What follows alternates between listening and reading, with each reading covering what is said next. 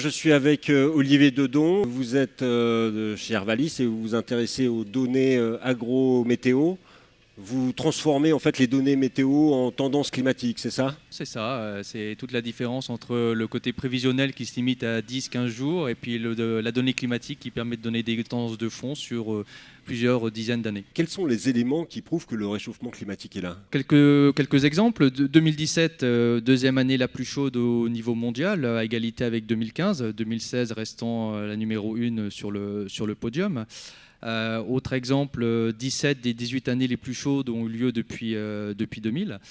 Et puis pour finir d'illustrer, je parlerai de la concentration au dioxyde de carbone qui est très corrélée à l'augmentation des températures, qui a atteint en 2016 le seuil de 400 ppm, à comparer avec le seuil pré-industriel qui était d'à peine 280.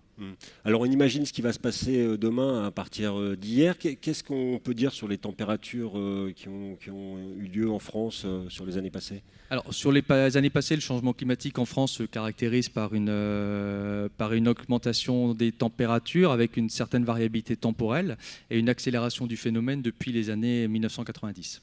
D'accord. À cette variabilité temporelle s'ajoute également une variabilité spatiale, c'est-à-dire que le réchauffement n'est pas uniforme.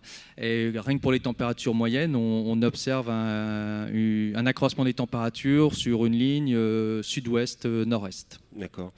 Et en ce qui concerne la pluviométrie, est-ce qu'il y a une évolution aussi notable? Alors pour la pluviométrie, le signal est beaucoup plus bruité que pour les températures. Néanmoins, en rythme annuel, on peut dire qu'on a davantage de précipitations sur le nord de la France et moins de précipitations sur le sud. Au niveau saisonnier, on a aussi une certaine disparité avec une augmentation des précipitations sur le printemps et l'automne. Et concernant l'hiver et l'été, le signal est là également beaucoup plus difficile à interpréter. Néanmoins, on peut dire que les régions méridionales subissent une baisse des précipitations. Ok. Alors, est-ce que ça accentue les phénomènes extrêmes? Alors oui, le réchauffement climatique s'accompagne d'une augmentation des phénomènes extrêmes. Là aussi, je prendrai deux exemples. Les 4 vagues de chaleur les plus chaudes et les plus longues ont tout eu lieu après 1981. À l'opposé, les trois vagues de froid les plus longues et les plus intenses sont toutes postérieures à 1981. Quel va être l'impact sur la ressource en eau? Alors pour essayer de répondre à cette question, je vais utiliser les résultats du projet ClimSec, qui a permis de comparer l'évolution des sécheresses météorologiques et agronomiques tout au long du XXIe siècle. Alors à l'échéance 2050, on note une amplification des sécheresses agricoles, malgré une faible évolution du régime des précipitations. Et les principales régions qui devraient être touchées à cette période-là au niveau sécheresse agricole, c'est surtout les zones de montagne, avec une aggravation plus notable sur la période printanière.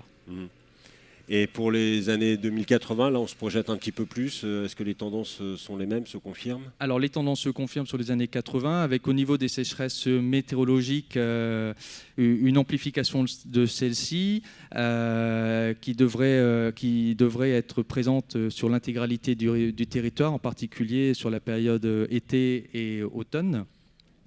Autre point marquant également, toujours sur ces sécheresses météorologiques, c'est que le sud-ouest serait surtout impacté pendant la période hivernale, alors qu'à l'automne, c'est surtout la façade ouest qui serait pénalisée par ces sécheresses météorologiques. Et est-ce qu'on a des sécheresses agricoles Alors agricole, oui, on a une amplification très très forte des sécheresses agricoles à cette échéance, qui concernerait toutes les régions, en particulier tout le territoire sur la période estivale. Et qui devrait également concerner... Est-ce que ça va être linéaire, tous ces changements? Alors, vous me faites bien de renchérir sur cet aspect. Il y a deux notions importantes à avoir dans ces simulations. C'est la prépondérance des sécheresses agricoles par rapport aux sécheresses météorologiques, du fait justement d'une augmentation de l'évaporation compte tenu de l'augmentation des températures. Ouais. Et puis l'autre point important aussi, c'est l'aspect non linéaire de cette augmentation. En particulier, à partir de 2050, on a vraiment une explosion du nombre de sécheresses qui devraient survenir sur la France. Très bien. Du coup, ça va avoir un impact sur la ressource hydrologique. Je pense que le leckage des cours d'eau va Alors être... bien sûr, ouais. le réchauffement climatique va également impacter la ressource hydrologique. Sur le bassin de la Garonne, on considère qu'on devrait réduire de moitié le débit naturel d'étiage, avec des conséquences importantes sur le débit de toutes les grandes rivières du Sud, qui pourraient avoir des débits diminués de l'ordre de moins 20 à moins 40%, voire parfois moins 50% en période estivale. Alors ça, c'est très bien, mais ici, le public, ce sont des agriculteurs. Quel impact ça va avoir sur leur culture et sur ce qu'ils vont vivre dans les années à venir? Alors pour les cultures d'été, le changement climatique va provoquer une diminution du cycle végétatif et une précocification des stades. Ce qui va ce qui va pénaliser entre guillemets un petit peu le rendement, et ce qui va obliger à avoir des besoins en irrigation beaucoup plus importants dans l'avenir. Au moins pour les cultures d'été, faut bien voir aussi que toutes les cultures pluviales seront fortement impactées par le changement climatique en termes de rendement en l'absence d'irrigation. Ok. Et sur les cultures d'hiver? Alors pour les cultures d'hiver comme le blé par exemple, on a à peu près le même constat en termes de diminution du cycle végétatif et précocification des stades, avec néanmoins quelques avantages dans le sens où ça va permettre au blé d'éviter certains stress thermiques en particulier. Néanmoins le confort hydrique diminue pour la culture et le risque d'échaudage dans les années à venir, plutôt fin de siècle, va augmenter, ce qui va également pénaliser fortement le rendement.